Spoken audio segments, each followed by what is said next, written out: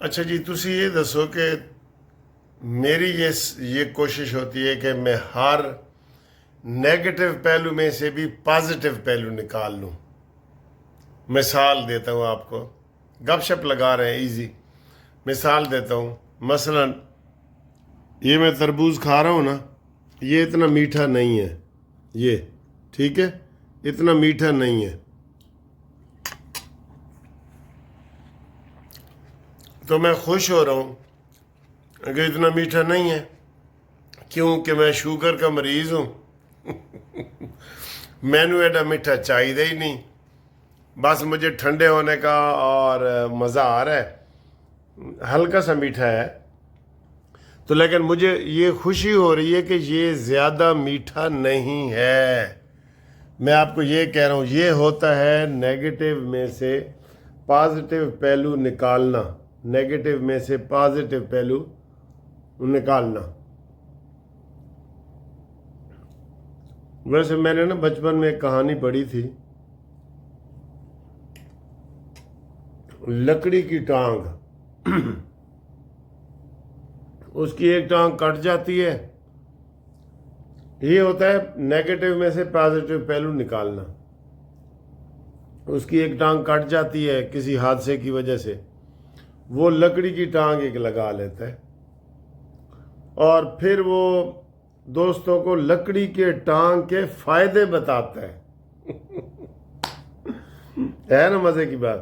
کہتا ہے دیکھو یار، میرے پاس لکڑی کی ٹانگ ہے، اس کے کتنے فائدے ہیں.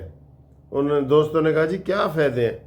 کہتا ہے میں ایسے گلی میں سے جا رہا ہوتا ہوں، میرے پیچھے کتا لگتا ہے نا، تو میں لکڑی کی ٹانگ آگے کر لیتا ہوں، وہ ایسے پکڑ لیتا ہے، مجھے فرق ہی نہیں پڑتا. مجھے فرق ہی نہیں پڑتا. پھر کہتا ہے دوسرا فائدہ بتاؤں آپ کو.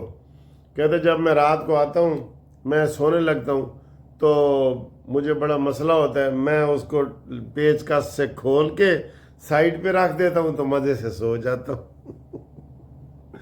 میری لکڑی کی ٹانگ پہ کوئی زخم نہیں ہوتا، کوئی درد نہیں ہوتا. تو یہ نہیں کہ وہ پازیٹو پہلو نکالتا ہے. سر یہ بہت بڑی خوبی ہوتی ہے. آپ جو ہے پریشان ہوتے رہیں. اب ایک میں اور پازیٹو پہلو نکالتا ہوں جو لوگ نہیں نکالتے ویسے. مثلا میں کہتا ہوں میں بھائی 65 سال کا ہو گیا ہوں، ٹھیک ہے، میں نے اپنی بڑی ایکٹیو لائف گزاری ہے، بڑی مزے کی گزاری ہے. اسٹوڈنٹ لیڈر رہا ہوں، اچھا وکیل رہا ہوں، سپریم کورٹ کا سینئر ترین وکیل ہوں، بہت پیسے کماتا ہوں، بڑے سے گھر میں رہتا ہوں، بڑی بڑی گاڑیاں ہیں میرے پاس. اب اگر میں مر بھی جاؤں تو 65 سال تو میں نے گزار لیے نا، تو بس ٹھیک ہے، کوئی بات نہیں، مر جاؤں تو مر جاؤں، نو وری. تو آپ بتائیں کہ آپ نیگیٹو میں سے پازیٹو پہلو کیسے نکالتے ہیں؟ اچھا جی، آپ تھوڑی سی سیاسی باتیں کر لیتے ہیں. ایک انگریز ہے امریکہ کا، آج اس کا بڑا وہ انٹرویو چلا رہے ہیں. وہ پہلے اسرائیل کی حمایت کر رہا تھا. کہتا نہیں جی غزہ والوں نے غنڈہ گردی کی ہے، انہوں نے پہلے حملہ کیا ہے اور یہ وہ. کہتا ہے سال پہلے میں نے بڑی اسرائیل کی حمایت کی ہے کہ یہ دہشت گرد ہے، آتنکواد ہے، یہ وہ. کہتا ہے لیکن اب نہیں.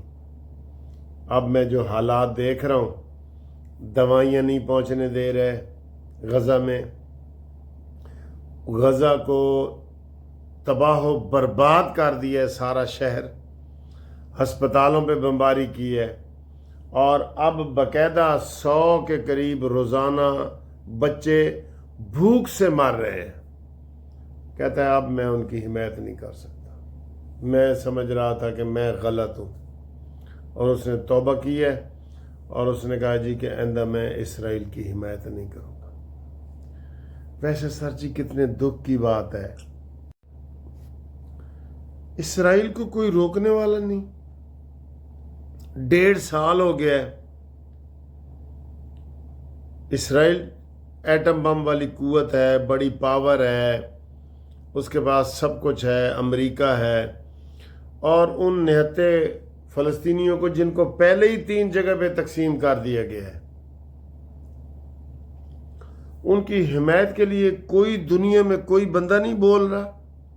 عملی طور پہ بول رہے ہیں، انڈیویجول بول رہے ہیں، بڑے بڑے جلوس نکال رہے ہیں، وہ تو کئی یہودی بھی نکال رہے ہیں، عیسائی بھی نکال رہے ہیں، مسلمان بھی نکال رہے ہیں، سوائے عرب کنٹریز کے باقی پوری دنیا میں نکل رہے ہیں۔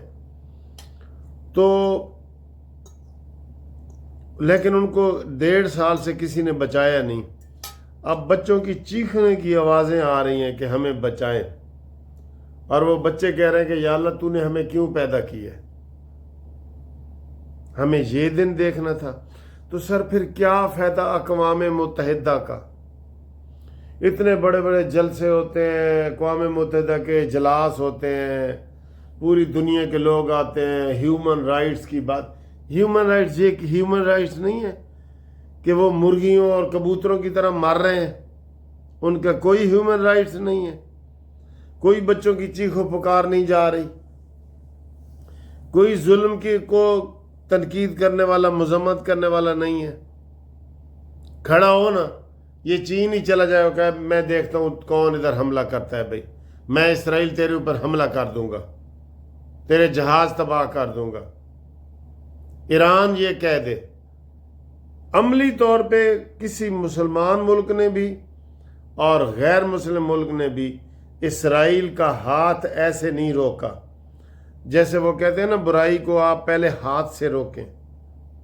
ہاتھ سے نہیں روک سکتے تو دل میں برا جانے، ٹھیک ہے نا، پہلے لیکن ہاتھ سے روکیں۔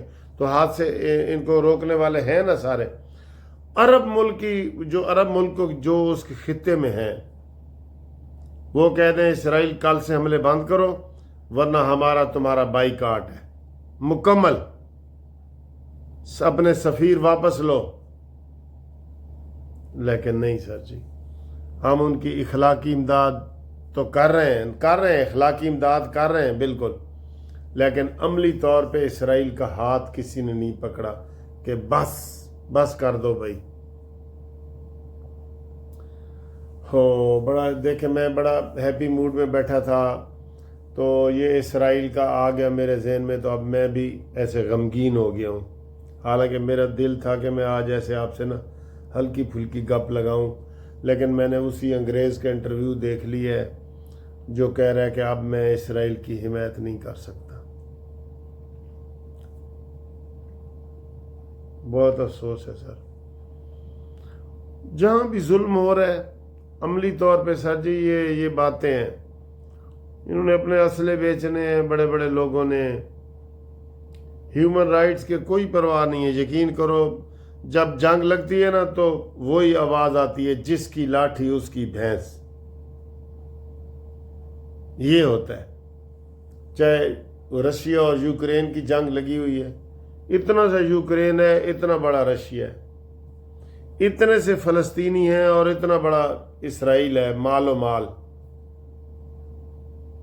اب انڈیا نے جو پاکستان پہ حملہ کیا ہے، ہم نے تو جواب دی ہے نا، الحمدللہ کامیاب ہو گئے، لیکن انڈیا نے تو اس کو تو سمجھ نہیں آ رہی تھی کہ ہم جناب میں جاؤں گا اور پاکستان معافی مانگ لے گا، جیسے عمران خان کی بہن نے کہا ہے مودی آئے گا ان کو تھپڑ مارے گا اور یہ آگے سے چپ کر کے برداشت کر لیں گے۔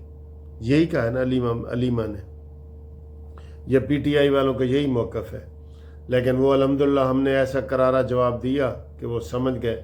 لیکن سر جی یہ ظلم جو ہے نا، اس کے لیے آواز ہم اور کیا بلند کریں، مجھے سمجھ نہیں آ رہی۔ عربی ملک کیسے باہر آئیں، مسلمان ملک کیسے باہر آئیں، نان مسلمان ملک کیسے عملی طور پہ اسرائیل کو منع کریں کہ بھائی رک جا۔ دل سے کوئی نہیں چاہ رہا، دل سے۔ وہ کہتے ہیں کہ ان کو ہم نے بچا لیا تو پتہ نہیں شاید کل ہماری باری آئے۔ اسی طرح افغانستان تباہ ہوا ہے، کوئی مسلمان ملک آگے نہیں آیا۔ شام تباہ ہوا ہے، کوئی ملک آگے نہیں آیا۔ ایجپٹ تباہ ہوا ہے، کوئی ملک آگے نہیں آیا۔ عراق تباہ ہوا ہے، کوئی ملک آگے نہیں آیا۔ जब से दुनिया बनी है ना, जिसकी लाठी उसकी भैंस।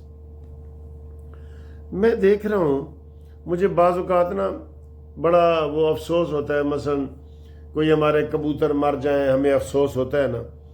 और अभी कुर्बानी आ रही है, तो जो छोटे छोटे बच्चे हैं उनको नहीं ना भी पता कि ये कुर्बानी हम पे वाजिब है और हमने ये करनी है।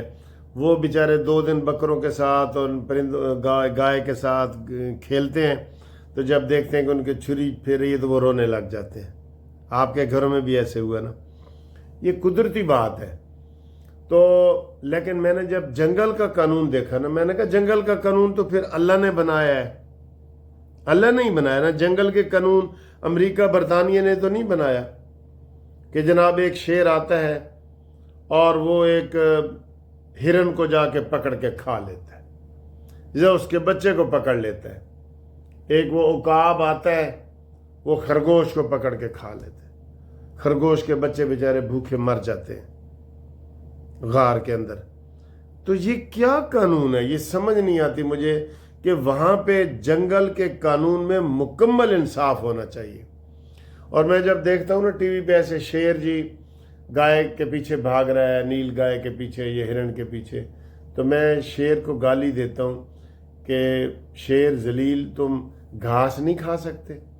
हाथी अगर घास खा सकता है तो तुम नहीं घास खा सकते? इसी तरह ये बिल्ली जब कबूतर को खाती है तो मुझे बड़ा दुख होता है, लेकिन वही हम भी चीज़ों को खा रहे होते हैं। तो मुझे समझ नहीं आती कि जंगल का कानून जो कुदरत का कानून है, वहाँ मुकम्मल इंसाफ होना चाहिए था। जैसे मैं कह रहा हूँ कि शेर से बड़ा हाथी होता है ना, हाथी घास खाता है, किसी को नुकसान नहीं पहुंचाता, लेकिन शेर चीर फाड़ लेता है। तो ये क्या है? इधर से ही निकला है सर कि जिसकी लाठी उसकी भैंस। अब मुझे इस फलसफे का बताएं कि जंगल में कुदरत का कानून है, वहाँ आपको क्यों ये लग रहा होता है कि यार, बल्कि मैं देख रहा होता हूँ एक चिड़िया के बच्चे पड़े होते हैं घोंसले में ना, एक सांप जाता है जाके खा लेता है। अपने बच्चे कोई नहीं खाता। एक कौवा आता है, वो बुलबुल के बच्चे खा लेता है। मुझे बड़ा दुख होता है। ये क्या है, आप समझाएं मुझे। कुदरत, फिर कुदरत ऐसे चाहती है कि आप ये ऐसे सारे काम करें, जिसके पास ताकत आ जाए वो बेशक जो मर्जी करे। ये सर जी बड़े गहरे फलसफे में मैं जा रहा हूँ, मैं माजरत खा हूँ, आपको भी मैं उलझा रहा हूँ। तो बहरहाल ये बातें थीं जो मैंने कर दी हैं, अल्लाह ताला माफ़ करे। तो इंशाल्लाह मिलते हैं फिर अगली वीडियो में सर जी। ओके, अल्लाह हाफिज़।